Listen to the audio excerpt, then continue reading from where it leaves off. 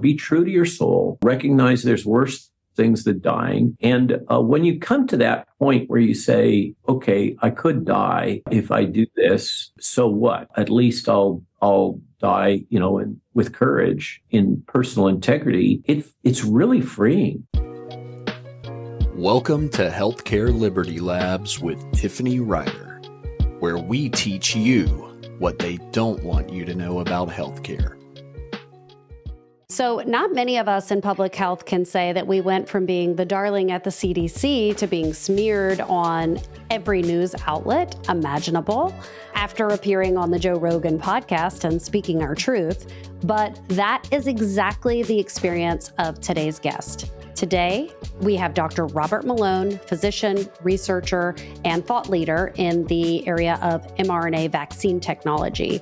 But we're not talking vaccines today. We're talking about what it's like to be in the position where you have come to believe that you have a story and a message and a life to live that has the potential to blow up everything you've worked your whole life for, and you do it anyway. That is the subject of today's talk. We are discussing courage and bravery and innovation, and I really think you will enjoy it. So without further ado, Andy Schoonover and Dr. Robert Malone. I think my first question for you, having been in a startup for the last 3 years and just how taxing that feels to be, it feels like you've been in a pretty taxing situation for the last 3 years as well. And so I'm just wondering, how do your wife, you just said you had kids before we started, how did they hold up through some of this stuff? How has it been? Complicated answer. It's obvious we have destroyed our long existing consulting operation through speaking out. And that potentially could have been a major problem. Fortunately, Substack exists, and Steve Kirsch recommended long ago, right after the Brett Weinstein podcast, that I get on Substack. And then the Joe Rogan hit happened, and my world turned upside down, and my Substack exploded. So that's a good outcome. And so now my wife and I are full-time writers and observers, and I guess in a sense thought leaders with our essays, our presence on social media. I eventually got put back on to Twitter, still banned from LinkedIn. I saw that this morning. Yeah. And so that's, and we have a book out, and we have another book nearing completion now that's focused on Psy-War and sovereignty. And we live and die by Substack these days. Only a small fraction of our subscribers pay, and that's voluntary, but it's enough to keep us going. The dynamics of all of this, the constant attacks from corporate media and paradoxically from people that otherwise you would think would be on your side, those ones in particular have been hard on me. And I've been counseled by more senior, experienced people in the media and celebrity space that I should just let it, water off the duck's back and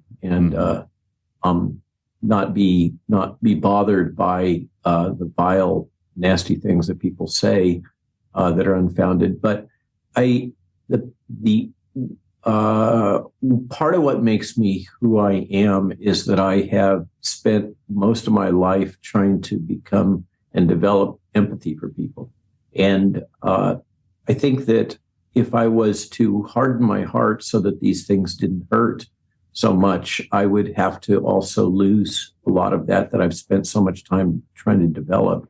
And so it's kind of one of these yin yang things where it's the price you pay, that you have a certain vulnerability to the hate and aggression that comes across. And in our business, we're very sensitive to what our audience says and believes and thinks, particularly our Substack audience, but also on social media. And so my wife and I monitor that quite closely, which means we're reading the hate as well as the accolades. And for some reason, the accolades I just brush off because I don't want to get wrapped up in thinking that I'm so great, and yet the hate penetrates my heart. So that's been more rough. Yeah, I can imagine. There was some point when I'm sure you had this.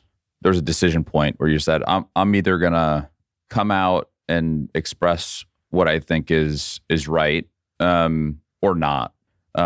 Did you have any idea at that point that the fork in the road that you took in terms of, taking the stepping out and saying, I'm gonna tell people what I think, what I know here? Did you have any idea at that point that it was going to turn into what it turned into over the last few years? Well, I don't think anybody could have anticipated this explosion of attention, notoriety. I'll say that's a neutral term. Some would say I'm famous, others would say I'm infamous. I didn't. It was a little bit incremental. It started with me deciding, basically, carefully, cautiously. I was still self-censoring quite a bit on social media, and I had a phone call with a primary care physician in Toronto who told me about what was going on in Canada and the enticement with ice cream to children and the deletion of adverse event reports and those kinds of things. And he was begging for my assistance and an intervention with Canadian Health Authorities, Health Canada, which I don't have the contacts for. But I woke up in the morning, Sunday morning, and said, I know what we could do is my wife and I are both extremely well trained in bioethics. And so I wrote, I think, what is the first clear, unambiguous bioethics piece about what was going on, and published it in Trial Site News. And that I had thought at the time that was a safe space. It was, so straightforward, so unequivocal to talk about the ethics of this that wasn't going to get me in trouble and destroy my business. But I immediately started getting attacked. And then I did a couple of smaller podcasts, and Steve Kirsch recommended that I go with him to visit Brett Weinstein and do that Dark Horse podcast that had a few million views before YouTube demonetized Brett over that. And that the sin there was that Brett talked about ivermectin. By the way, it wasn't what I said about the vaccines. Paradoxically, that all came later. And then my Wikipedia, within days, my Wikipedia page got aggressively edited, and the page on RNA vaccines got aggressively edited to delete me out of it. And it just kind of snowballed from there. I started getting attack articles that were totally unfair. Notoriously, I had written 2 op-eds with Peter Navarro in the Washington Times, really quite modest, saying recommendations for public policy in the outbreak, including distribution of test kits to homes, and focusing on those with greatest risk rather than the general population for the vaccines and the drugs, and counseling about the risks of widespread vaccination using a leaky vaccine in the face of a lot of virus pressure, and that would just cause viral evolution. Everything that I've said has come to pass through all of these things, but they sick fact checkers on you that have at most an undergraduate biology degree in most cases. The Washington Times was shocked when they got basically deplatformed by Facebook for allowing Peter and I to publish our op-ed. And before that, Jill and I had published a book in February of 2020 on how to prepare and protect yourself from the novel coronavirus. And that had been deleted and deplatformed by Amazon for the sin of violating community standards. And it was it was basically written for our neighbors by a PhD and an MD that had detailed knowledge about biodefense and vaccines and infectious disease. So, with 100 references, but there was no appealing that one. So we've kind of had this gradual ratcheting down, and then after the Dark Horse podcast, oh boy, the hammer came down. Yeah, and then I was deplatformed from LinkedIn and Twitter for the sin of reposting the Canadian COVID Care Alliance slide deck about the what's now widely accepted as the frauds that occurred with the Pfizer clinical trials and the data analysis from Pfizer. And that was still conservative. We didn't know all that we know now. Yeah. And so I got deplatformed and then from both. And then almost simultaneously, I was recording the Joe Rogan podcast hit that I understand up until Bobby's Joe Rogan interview, that was the biggest one so far. And he put that out. He thought that was so important that he put it out New Year's Eve. And in that, I, among other things, I talked about Matthias Desmet's hypothesis about mass formation, using the term mass formation psychosis, which is one term that was used in the early Matthias Desmet podcasts. And the entire Silicon Valley lost its cookies over that. And Google started hand editing the search results to redirect them towards somebody who had been, an obscure podcaster who'd cut a podcast critical of the theory that had like 30 hits at the time. And suddenly that became the lead Google hit. And then it just rolled on from there. It's not very pleasant to have the Associated Press and Rolling Stone and Mother Jones and Business Insider and the New York Times and the Washington Post and the Atlantic Monthly all run hit pieces on you. I can tell you that. Mm-hmm. But where does the vitriol come from? I mean, you see this vitriol when there is some emotion, oftentimes fear. Why do you think there's such a vitriolic lashing of you? I think that first off, much of corporate media is government controlled now, and the intelligence community has basically reactivated Operation Mockingbird, which they had put in place in the 60s and said they would never do that again. So, for instance, the quote reporter that interviewed me from the New York Times appears to have had CIA ties. It's just one example. And so there all the way through, there's been a coordinated all of government effort, and that includes DOD and the PSYWAR divisions of DOD, to maintain message integrity. I'm going to choose neutral words around the proposition that any information that could cause the public to become vaccine hesitant must be suppressed. Mm-hmm. And that doesn't matter whether that information is true or false. In other words, whether it's a fringe conspiracy theorist talking about programmable nanobots and graphene oxide, or if it's a physician scientist who literally invented the core platform technology and has deep, intimate understanding and 30 years experience in vaccine development, it didn't matter. And I think that my background and my demeanor in particular in the content has been perceived as particularly threatening to the approved narrative. Perhaps I flatter myself in that, but I think that that's been part of it. And we absolutely have had the phenomena that Matthias Desmet describes, this mass hypnosis or mass psychosis or mass formation process.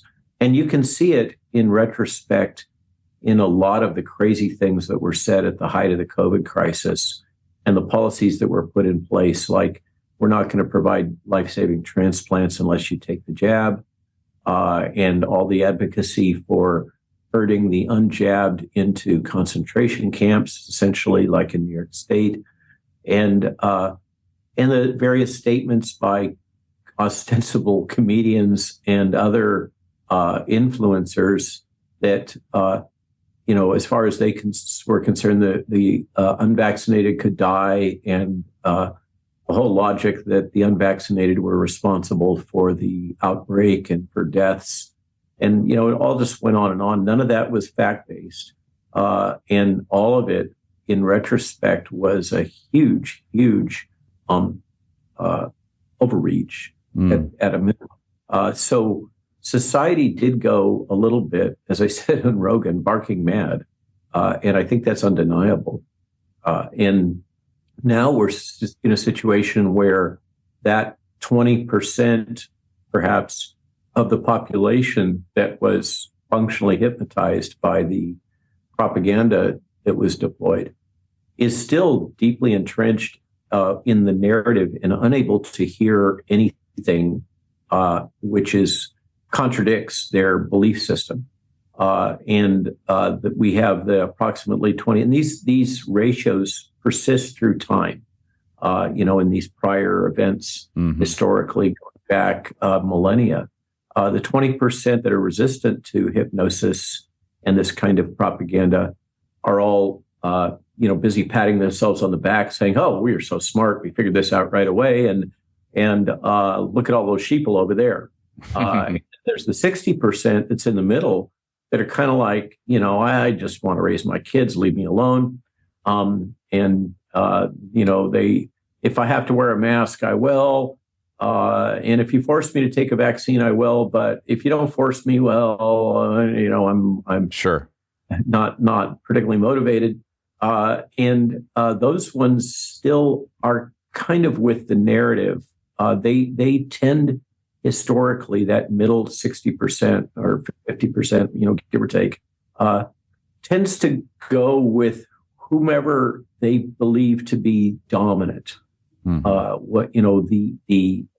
apparent leaders and dominant narrative tends to sway that 60% of the persuadable middle. And the key issue here is, as far as I'm concerned, those that are, let's say, I hate to pick sides, but let's say are on the side of truth or objectivity, as from where I see it, we have a tendency to kind of do like the other side does. Hooray for our side.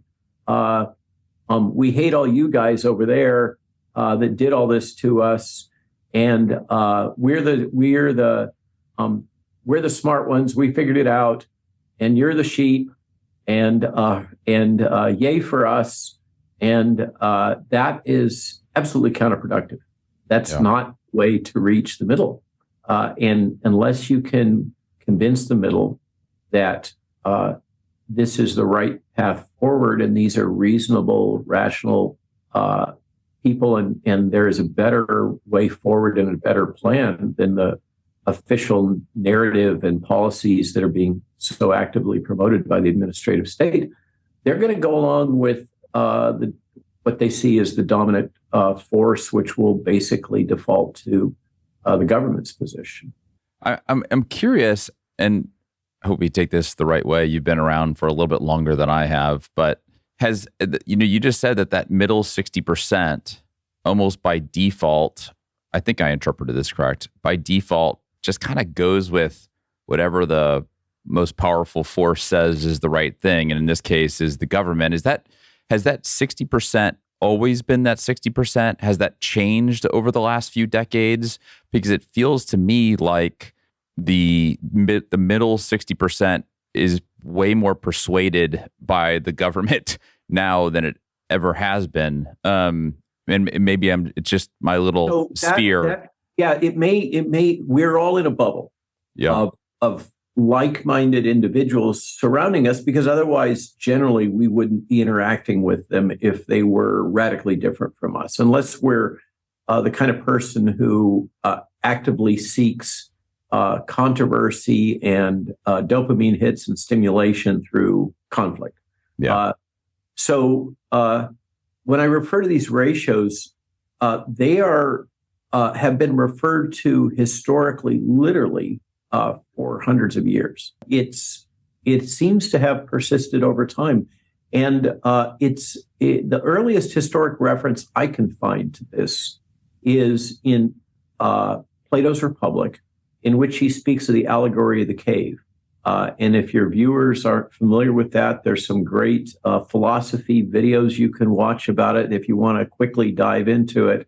But it's a fantastic metaphor of a group of individuals chained to the floor of a cave, a darkened cave, watching the shadows on the wall that are projected by the true power brokers. And then one of them escapes the cave, sees the true light, sees the nature of the world. It's all a metaphor. Comes back into the cave and tries to convince his former buddies and colleagues that they're all being lied to. And they're obsessing over things that are irrelevant, the interpretation of the shadows. And they all reject him. Like, get out of here. I don't know what you're talking about. And then there's the myth, the hero's journey that is spoken about at length and is the basis for the Star Wars series and so many others. This episode brought to you by CrowdHealth. CrowdHealth helps you find awesome doctors, negotiate your bills, and fund those bills through our peer-to-peer funding platform for less.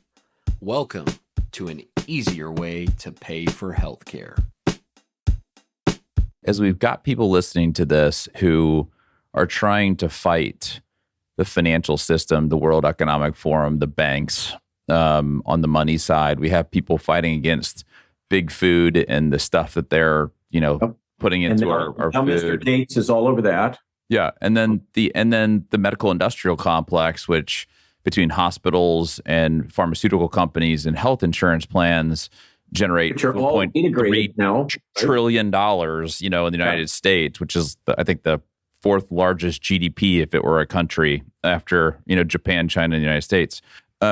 You have taken a stand that clearly has had an impact, life impact.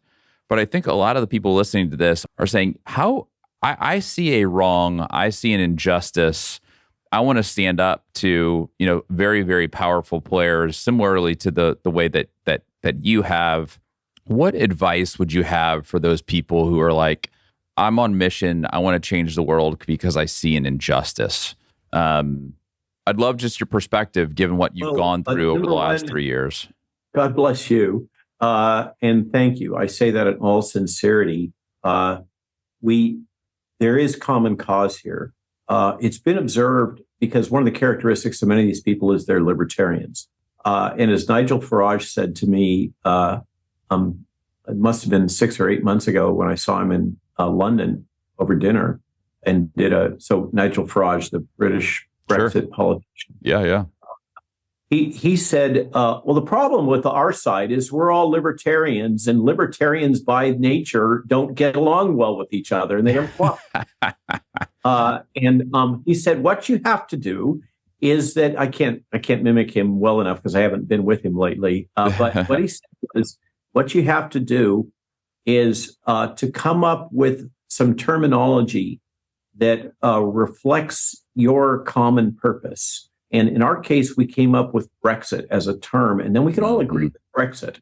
And once we had that defined, and it took us 2 to 3 years to come to that point, then we were able to build momentum and, of course, had a major success that now the Conservatives are busy, backpedaling on in the UK. But that was Nigel's recommendation, is to find common cause and define something that we can all agree on and then focus on that. So that's one version of it. I think that this has to grow organically from the individual up. I'm a big fan, and obviously I've been with the physicians who have been at the, on the front line, physicians and scientists trying to repurpose existing drugs off patent rather than the big pharma and government with their top-down approach. I've been with the bottom-up approach. So that's kind of innately how I'm wired anyhow. But I think that it begins with ourselves and our own soul, our own ethical framework. And I also personally believe that one of the ways out of the woods here is to go back, and this is 2 steps back and 1 step forward, to go back to, let's say, Judeo-Christian ethics and some of the more traditional structures that have served society and civilizations well over millennia. Amen. One of them being and I don't want to say trad wife. My wife slaps me for that. Trad wife has come to mean this traditional wife that she cooks and cleans, and I could see why your wife would slap you. and the man goes out and hunts the deer, or whatever the metaphor is. But a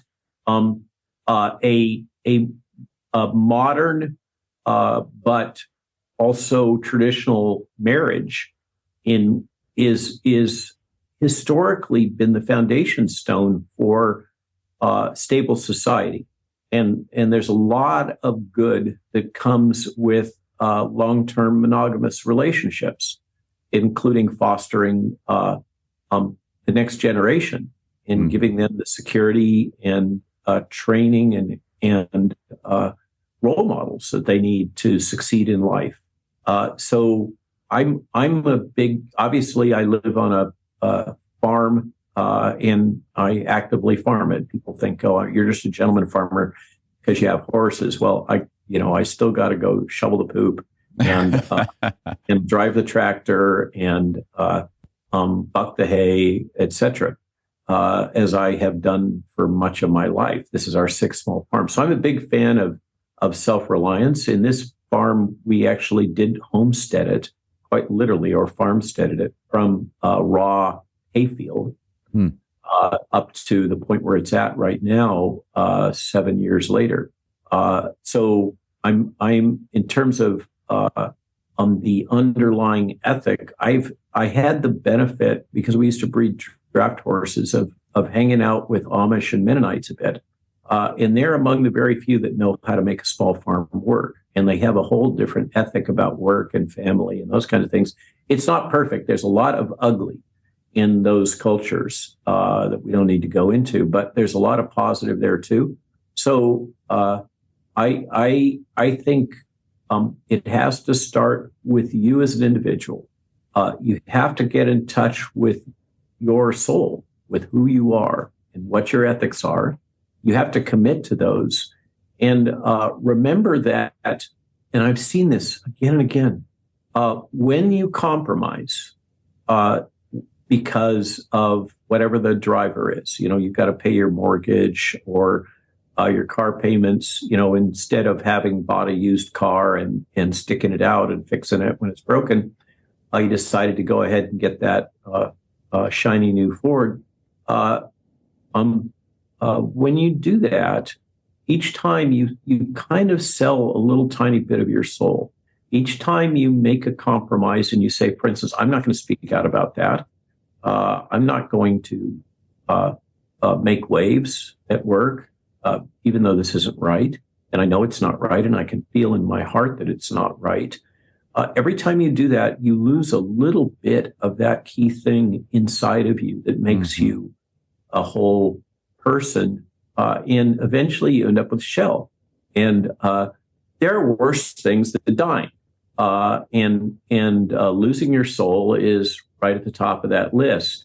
And you think as you speak out, I had the advantage of having been through the over the falls in a barrel once before, because I was a whistleblower and I destroyed my academic career by doing it. But I found through that the people around me that were my true friends continued and perhaps even enhanced their respect for me, continued to be my friends, and created a safety net that allowed me to thrive and to bridge into a new career and a new life. And I'm glad I'm no longer an academic. My wife was reminding me the other day, if I had stayed in academia, I would not be the person that I am right now. So this whole thing that you if you want to get theological, God has a plan for you, or whatever it is, but don't shy away from taking on new things and undergoing change. Especially if you're in that 3 to 5% of warriors, be a warrior, and don't allow them to make you a victim. There's so much effort to victimize, and of course, self-victimization, victim theory is at the core of wokeism. Yeah, and don't buy into that. Don't allow that. I refuse to find myself as a victim in any of this, and choose a self-image that is consistent with that thing in your heart. And warrior obviously is something that those of us in the 3 to 5% all generally can agree on. But there's a lot of variation in the warrior model. There's warrior mentors and nurturers, and there's more pure educators or pure nurturers, and those are good roles too. Just don't allow them to frame you as a victim, and they will attempt to do so. So there's some general guidance. Be true to your soul. Recognize there's worse things than dying. And when you come to that point where you say, okay, I could die if I do this, so what? At least I'll die, with courage and in personal integrity. It's really freeing when you experience that. You're so afraid. You get so latched onto all your things and all the stuff around you that you think is you, that defines you, that bolsters you up, that makes you feel more important. All that stuff, all those toys, they used to have the bumper sticker. Totally. Who dies with the most toys wins. And if you realize that all of that can fall away and you can still be happy, because it doesn't give you happiness, and that the things that will give you long-term happiness are, long-term interpersonal relationships, whether it's your wife, your children, or third parties, and maintaining those relationships and deepening them. That's what matters, not all of the toys and the accessories. Then the prospect of losing those toys and accessories is no longer such a big deal. Yeah, totally. And then you're set free. So this is, in the world of decentralized cyber currency and alternative lifestyles, and the pejorative preppers. What's a prepper anymore? It's like a realistic person that's planning ahead. We've all become preppers in our 20% or 5% of necessity, because we're looking at the world going, oh shit, what comes next? And the Mormons, I think they generally have this guidance that you should have about 6 months of food stocked up.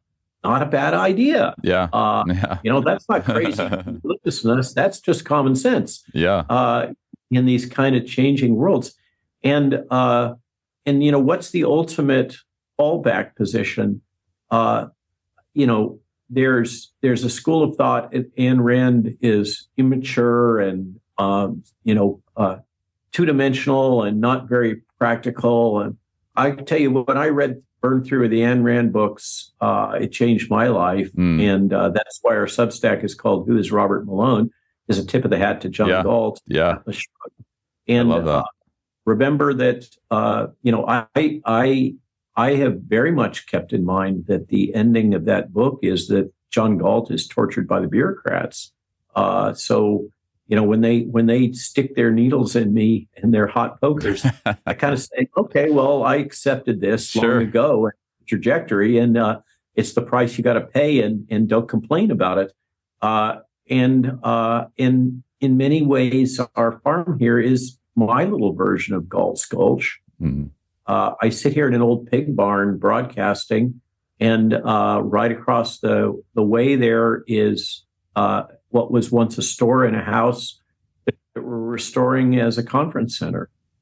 so that people can come and share ideas and break bread together, etc. From all walks of life. That's the intention, and I have come to thrive and just embrace this little rural community that I live in, Madison, Virginia, and the county has the same population it had in World War II. Yeah.